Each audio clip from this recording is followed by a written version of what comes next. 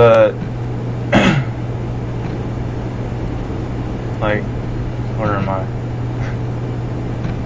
It's just amazing. I don't know. I think it. I mean, to get. I'm not. I mean, this isn't just a.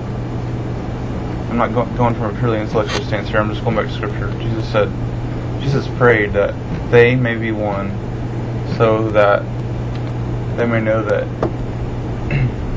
you and I are one. Let me see your love, God. Yeah, basically, I'm paraphrasing. I can't remember right now exactly how it was said, but basically, I mean, how's the world going to know God exists except that Christians are in unity, believers. I'm speaking of the Christian God, of course. I mean, that's a whole different subject, like versus religions, but and that's basically what the Western world we were speaking of Christianity. But think about it's like why does that have to happen that way? I mean, why can't we just do our little apologetics and intellectual discourse, or what? Well, because different people have different perspectives. I mean, if you give your own perspective, then you're giving a very limited viewpoint. Other people are kind of chiming in, and they are, making it more dynamic, more multifaceted. And it's not just providing viewpoints. It's like everybody working together. It's supposed to be like everybody's body, like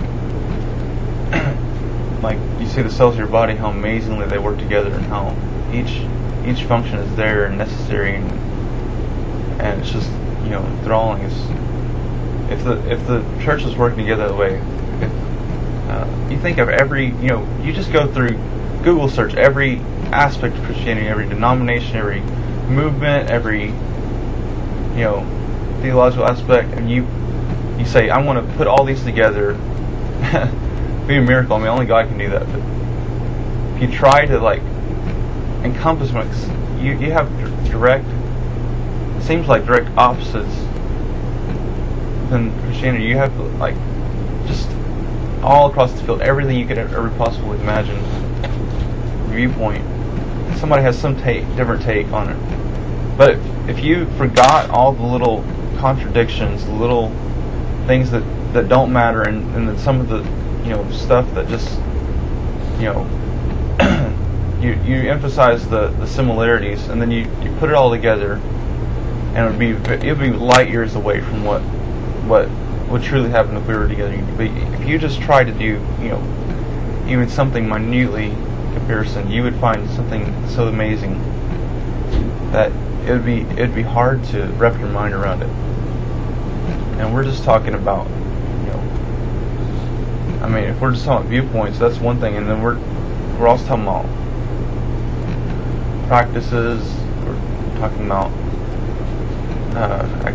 activities. I'm not just thinking about activities, but just it's hard to explain all that's involved.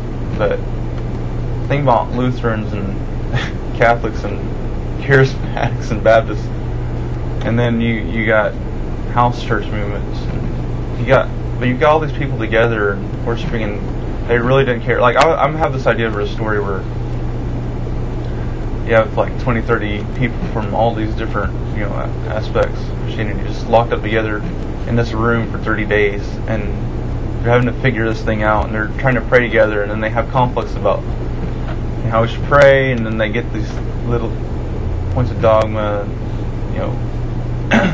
disputes, and they're just freaking out over them, and eventually they just have to work through it and pray to get out of this place, and then eventually have something beautiful. Well,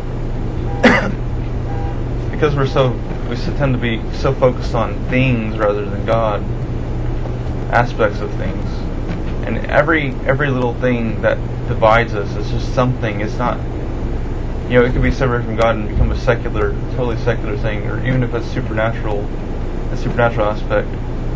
you could probably be an atheist and believe some of that stuff. Some similar, take it, it'd be a little bit different, but I mean, it's not, the only thing that makes it truly spiritual is God.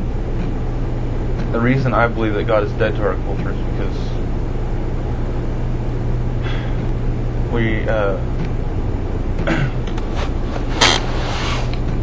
we're focused on the temporal, and we're, who really cares what God thinks? Who really cares what God feels? Go about our everyday lives. I mean, I'm guilty just as much as the next guy. I think it's the biggest sin. Someone creates you and lovingly cares for you every day, and you don't acknowledge them. How irreverent, and how just what does that make you? That's everybody. When are we going to wake up? I mean, even as messed up as the church is, even just your average person, think about it. You could just acknowledge your existence and think, how am I here? Glory in the wonder of it, and then just from there you can find the source of your life. Just thinking, how am I living? And turn around and face your Creator. Not only Creator, but the one who's breathing life in you right now. But who will really do that? This is why I think God is dead to our culture. I mean, it's really just a revelation what's been going on all along.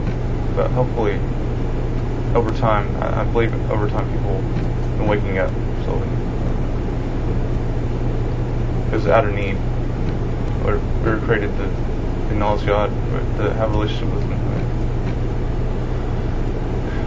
No matter where you are in life, I believe it'll happen. I believe people are so thirsty. I mean, and God's not in our little traditions, in our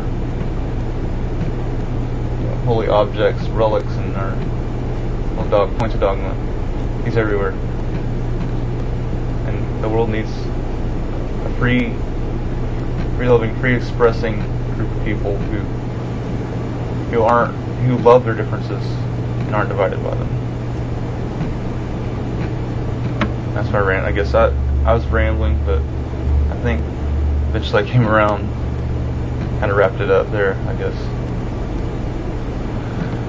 Anyway, hope that satisfies you. I didn't really have an object in this. I mean, I don't know exactly what you were looking for. It's kind of a strange question, but I think it kind of got what you're, getting at. Anyway, thanks for the cool question. Appreciate it. Yeah. Cool guy. Rock on for the kids. All that. All right.